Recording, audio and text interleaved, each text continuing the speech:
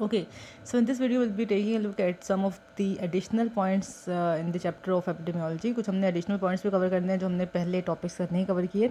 एक बात तो ये है कि जो cross sectional study है इसको हम prevalence study भी कहते हैं, क्योंकि हमने बात की थी cross sectional study is the type of observational study जिसमें just हम एक snapshot लेते हैं एक given data का at a given time and place कि इस population में कितनी prevalence है किसी भी disease की, उसमें कितने patients हैं, कितनी उस disease की morbidity है या mortality है at a given time, ठीक है। तो इसलिए हमसे पूछा जाए कि किस स्टडी को हम प्रेवलेंस स्टडी कहते हैं, तो दैट इज ऑब्जर्वेशनल स्टडी। जब तक हमने लॉन्गिट्यूडनल स्टडी की बात की थी, ये कोहोर्ट स्टडी को हम लॉन्गिट्यूडनल स्टडी कह रहे हैं यहाँ पर, जो कि प्रोस्पेक्टिव स्टडी थी, और उसमें हम ये देख रहे थे कि with the passage of time कितने केसेस की एडिशन होती है in an already present pool of disease. तो इसलिए हम लॉन्गिट्यूडनल स्टडी को, प्रोस्पेक्टिव स्टडी को या कोहोर्ट स्टडी को इंसिडेंस स्टडी भी कहते हैं। तो इंसिडेंस और प्रेवलेंस स्टडी कौन कौन से होते हैं ये भी आपको बताना चाहिए। अच्छा, सेकेंडली एक कॉन्सेप्ट होता है मैचिंग का। मैचिंग के बारे में हमें बताना चाहिए कि जब हम केस कंट्रोल स्टडी कर रहे होते हैं, एक ग्रुप में हमने केसेस रखे हैं जिनको ऑलरेडी डिजीज़ है, एक में हमने रखे हैं कंट्रोल्स जिनमें ना तो डिजीज़ है ना ही किसी भी रिस्क फैक्टर का एक्सपोजर है। तो उसमें हमने जो डिवाइड करना है पार्टिसिपेंट्स को, वो हमने उनकी मैचिंग करनी ज़रूरी है। मैचिंग का कॉन्सेप्ट ये है कि इट इज़ पॉसिबल कि हमें जो कंट्रोल्स मिलें उनके कैरेक्टरिस्टिक्स हमारे केसेस वाले ग्रुप की कैरेक्टरिस्टिक्स से मैच ना करें, मतलब उनका प्रोफेशन डिफरेंट हो, उनकी एज डिफरेंट हो, उनका सेक्स डिफरेंट हो।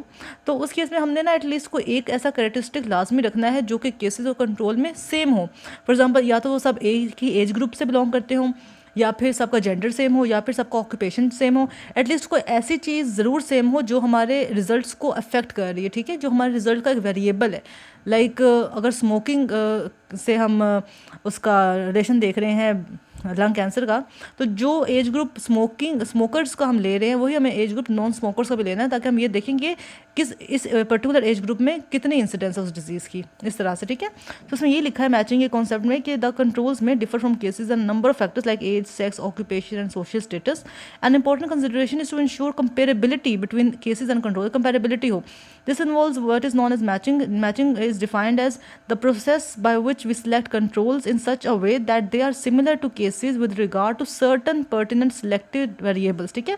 कोई ऐसा सिलेक्टेड वेरिएबल जरूर हो जो दोनों में सेम हो। For example, as which are known to influence the outcome of a disease and which if not properly matched for comparability could distort and confound the results, ठीक है। तो इसलिए मैचिंग इंपॉर्टेंट है। अच्छा, ये बात होगी। इसके अलावा और जो हमें एक और इम्पॉर्टेंट कॉन्सेप्ट पता होना चाहिए, that is the concept of relative risk and odds ratio, ठीक है। अब रिलेटिव रिस्क और ऑड्स रेशो दोनों डिफरेंट हैं।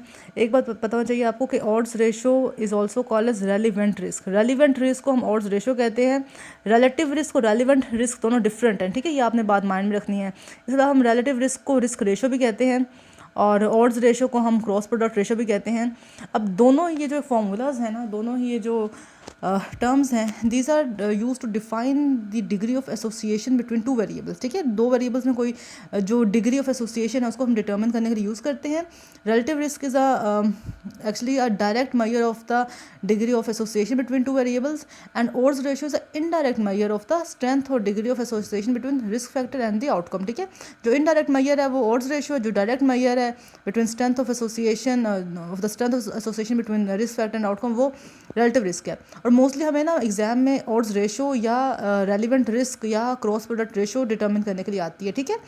तो इन दोनों का फॉर्मूलाज इंपॉर्टेंट है। अब यहाँ पे लिखा हुआ ए बाय ए प्लस बी। अब इसमें ए क्या है, बी क्या है, तो जहाँ हमने रिस्क फैक्टर और आउटकम का रिलेशन देखना हो ना, वहाँ पर हम एक टेबल बनाते हैं।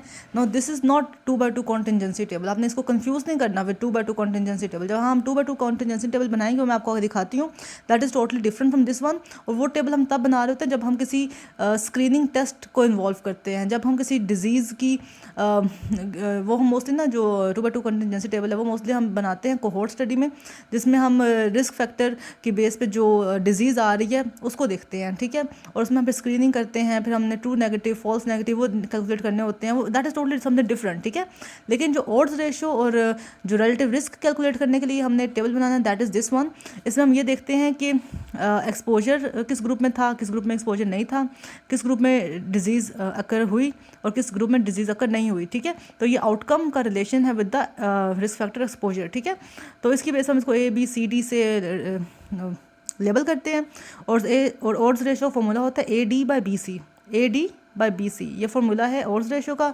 और जो रेलिवेंट रिस्क जो रिलेटिव रिस्क है, जिसको हम रिस्क रेशो भी कह रहे हैं, जो एक डायरेक्ट मैयर है एसोसिएशन की, उसका फॉर्मूला है A by A plus B divided by C plus D. अब एज यू कैन सी ये फॉर्मूला ऑलरेडी बहुत टफ है, तो ये ऐसे एग्जाम में आता भी नहीं है, लेकिन इसलिए आपको पता होना चाहिए कि रिलेटिव रिस्क का फॉर्मूला है A by A plus B divided by C plus D, ठीक है। और ऑड्स रेशो फॉर्मूला है A D by B C, ये होगी बात।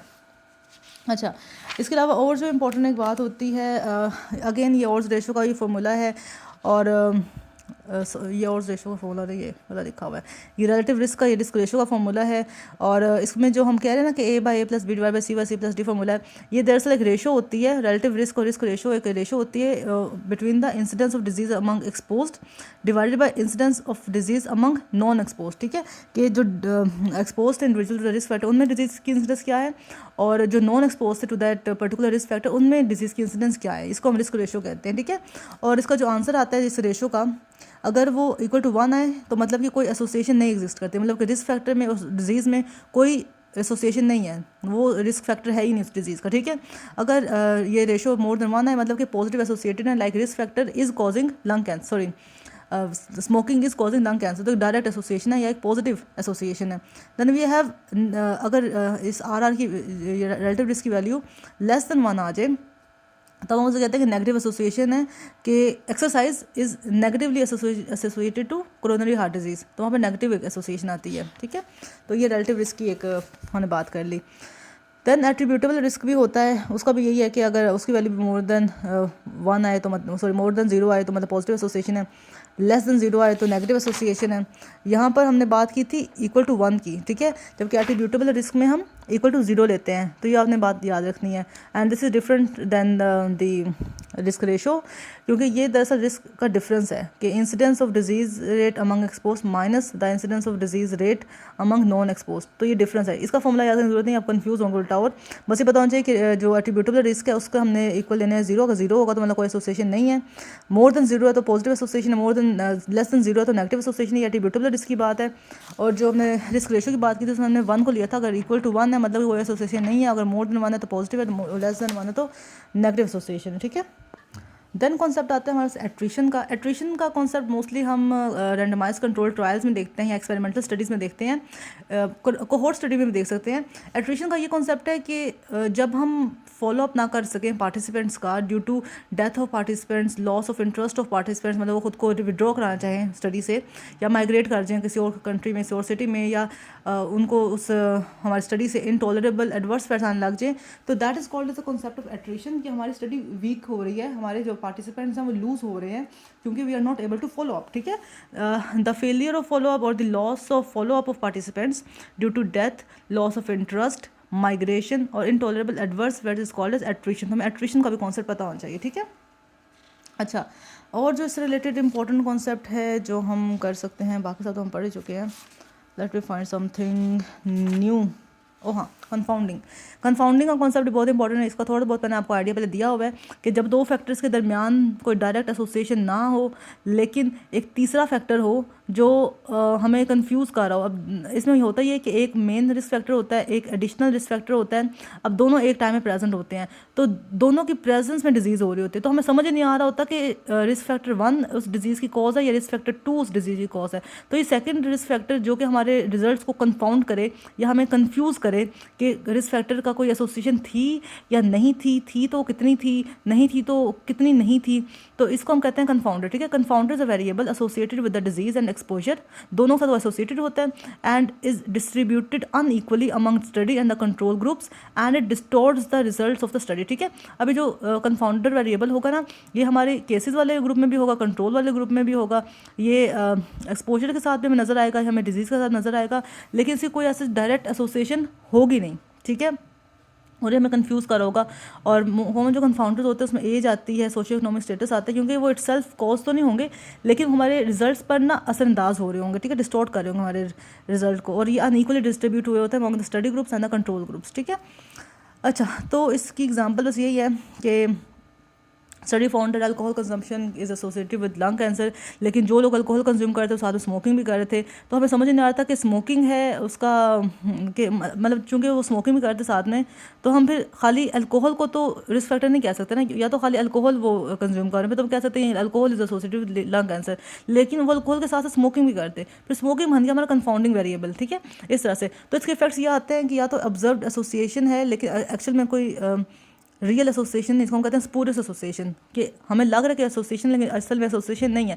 फॉर एग्जांपल अगर वो पेशेंट अल्कोहल कंजम्पशन कर रहा हो, साथ में लंग कैंसर उसमें डेवलप हो जाए, लेकिन साथ स्मोकिंग भी कर रहा है, तो हमें शायद ये लगे कि शायद अल्कोहल की वजह से लंग कैंसर हुआ है, लेकिन इट इज़ पॉसिबल कि स्मोकिंग की वजह से लंग कैंसर हुआ, तो असल में कोई एसोसिएशन है नहीं, लेकिन हमें एसोसिएशन लग रही है। इसके अलावा कभी ये भी हो सकता है कि कोई ऑब्जर्व्ड एसोसिएशन तो नहीं है लेकिन एक्चुअल एसोसिएशन एग्जिस्ट कर रही है, ठीक है। एक मतलब ये था ना कि हमने ऑब्जर्व किया एसोसिएशन लेकिन रियल में नहीं थी, अब हम ये कि ऑब्जर्व नहीं कर रहे लेकिन रियल में एसोसिएशन है। अब इट इज़ पॉसिबल कि लंग कैंसर अल्कोहल की वजह से भी हो रहा हो लेकिन हमें पता नहीं चला, क्योंकि हमें तो यहाँ पर स्मोकिंग भी मिल रही है, ठीक है। इसके अलावा हम सब अंडर एस्टिमेट कर देते हैं एसोसिएशन को, कि हमें शायद ये लग रहा हो कि ज़्यादा जो उसमें लंग कैंसर डेवलप हो रहा है वो स्मोकिंग की वजह से हो रहा है, ना कि अल्कोहल की वजह से। हम एक अंडर एस्टिमेट करना शुरू कर देते हैं अपने रिजल्ट्स को, जिसको हम कहते हैं नेगेटिव कंफाउंडिंग। समटाइम्स हम अपने रिजल्ट को ओवर एस्टिमेट करने लग जाते हैं कि हमें ये लगने लग जाता है कि शायद जो लंग कैंसर हो रहा है अल्कोहल की वजह से हो रहा है और उसमें स्मोकिंग का इतना रोल नहीं है। तो ओवर एस्टिमेट और अंडर एस्टिमेट, इसके अलावा हमें फॉल्स एसोसिएशन मिल सकती है, या फिर हमें फॉल्स पॉजिटिव या फॉल्स नेगेटिव एसोसिएशन मिल सकती है, ठीक है। तो ये कंफाउंडिंग का कॉन्सेप्ट है। अच्छा, इसके अलावा 2/2 कंटिजेंसी टेबल में इसकी बात कर रहे थे आपको, इसको वैसे मैं नेक्स्ट चैप्टर में एक्सप्लेन करूंगी। तो it is totally different as compare to the other, जो हमने एक ऑड्स रेशियो कैलकुलेट करने के टेबल बनाया था। इसमें हम दरअसल स्क्रीनिंग टेस्ट का रिजल्ट देखते हैं, जो पॉजिटिव भी हो सकता है नेगेटिव भी हो सकता है, और बाद में जब हम डिजीज़ को प्रॉपरली लैब इन्वेस्टिगेशन से जब डायग्नोज करते हैं उसका भी रिजल्ट देखते हैं कि पेशेंट डिजीज़ था या नहीं था। फिर जो जिसका टेस्ट भी पॉजिटिव है, जिसका स्क्रीनिंग टेस्ट भी पॉजिटिव है, जिसका डायग्नोसिस भी पॉजिटिव है वो ट्रू पॉजिटिव है, जिसका स्क्रीनिंग टेस्ट पॉजिटिव था लेकिन डायग्नोसिस नहीं था वो फॉल्स पॉजिटिव था, जिसका स्क्रीनिंग टेस्ट तो नेगेटिव था लेकिन एक्चुअली में डिजीज़ था वो फॉल्स नेगेटिव है, जिसका स्क्रीनिंग टेस्ट भी नेगेटिव है वो एक्चुअली में भी नेगेटिव था, दैट इज़ ट्रू नेगेटिव। तो इस तरह से ये इसका कॉन्सेप्ट होता है, लेकिन इसको मैं नेक्स्ट अपने नेक्स्ट वॉइस नोट्स में एक्सप्लेन करूँगी। इसमें फिर हमने वो निकालना होता है positive predictive values, negative predictive values, sensitivity, specificity, वो इस चैप्टर का पार्ट नहीं है, ठीक है। अभी इतना ही आपको बताना चाहिए तो काफ़ी है। Then you should also know the differences between the case control study and the cohort study।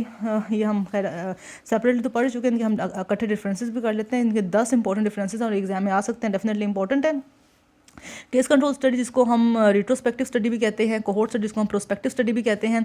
तो रिट्रोस्पेक्टिव मतलब कि it proceeds from the effect to the cause, ये कॉज आइडेंटिफाई करने के लिए होता है, ठीक है। और जो कि cohort proceeds from cause to effect, ठीक है, ये इफेक्ट आइडेंटिफाई करने के लिए होता है। It starts with the disease, it starts with the people exposed to the risk factor of that disease, ठीक है, and it tests whether the suspected cause occurs more frequently in those with the disease than those without the disease, ठीक है। हमें disease हो चुकी है तो फिर आइडेंटिफाई करने की कोशिश करते हैं कि हम जो एक कॉज को सस्पेक्ट कर रहे हैं क्या वो हमारे जो डिजीज इंडिविजुअल्स हैं उनमें वो ज़्यादा है या नहीं है। और जो कोहोर्ट उसमें हम टेस्ट करते हैं whether the disease occurs more frequently in those exposed than those who are not similarly expose. उसमें हम डिजीज़ को आइडेंटिफाई करने की कोशिश करते हैं, इसमें हम उसकी कॉज को आइडेंटिफाई करने की कोशिश करते हैं। Then it involves fewer number of subjects, ठीक है, it involves large number of subjects, मैं पहले आपको एक्सप्लेन कर चुकी हूँ। फिफ्थ ये कि it's a first approach to testing of hypothesis. जब हमारी हाइपोथेसिस बिल्कुल इमेच्योर स्टेट में होती हैं तो हम उस पर केस कंट्रोल स्टडी लगाते हैं, लेकिन जब हमारी थोड़ी प्रिसाइसली फॉर्मुलेट हो चुकी होती है हाइपोथेसिस, फिर हम उसको टेस्ट करते हैं via cohort study. Then it gives relatively quick results and it involves long follow periods, right, क्योंकि इसमें हमने प्रोस्पेक्टिव स्टडी करनी है, उनको 5 to 10 ईयर्स तक ऑब्जर्व करना है सब्जेक्ट्स को। And it is suitable for the study of rare disease, क्योंकि जल्दी रिजल्ट दे देती है। और ये मतलब हमने डिजीज़ ऑलरेडी हो चुकी होती है, हमने उसका कॉज आइडेंटिफाई करनी होती है। And it is inappropriate when the disease और the exposure and investigation is rare, क्योंकि अब हम कितना ही उसको फॉलोअप कर लेंगे, कितने ही सैम्पल को फॉलो कर लेंगे। It generally yields only estimate of relative risk, मतलब कि हमें केस कंट्रोल स्टडी में बस रिलेटिव रिस्क ही आइडेंटिफाई हो सकता है, मतलब कि इस जो डिजीज़ हमारे पास है पड़ी हुई है इसकी क्या क्या इंपॉर्टेंट रिस्क फैक्टर्स हो सकते हैं। जबकि जो कोहोर्ट स्टडी है उसमें हमें रिलेटिव रिस्क को पता चलता ही चलता है, साथ में हमें एट्रीब्यूटेबल रिस्क भी पता चलता है और इंसिडेंस रेट भी पता चलता है, ठीक है। ये भी इंपॉर्टेंट है कि इसको हम इंसिडेंस स्टडी भी कहते हैं कोहोर्ट स्टडी स्टडी को, ठीक है। अच्छा, इसके अलावा जो case control study it can not yield information about the disease other than selected for study, ठीक है, क्योंकि हम एक ही डिजीज़ के अकॉर्डिंग बात कर रहे हैं, जबकि इस केस हम क्या करते हैं कि it can yield information about more than one disease outcome, क्योंकि उस एक रिस्क फैक्टर से डिफरेंट डिजीज़ हो सकती हैं, ठीक है। और case control study relatively inexpensive है, जबकि कोहोर्ट स्टडी रिलेटिवली एक्सपेंसिव। तो इनके इंपॉर्टेंट डिफरेंसेस थे। बाकी भी इस चैप्टर में जो इंपॉर्टेंट बातें थी मैंने आपको एक्सप्लेन कर दी हैं। इसके अलावा हमने टूल्स ऑफ मेजरमेंट और मेजर्स ऑफ मोर्टेलिटी कवर करने हैं, वो मैं आपको नेक्स्ट वीडियो में बताती हूँ।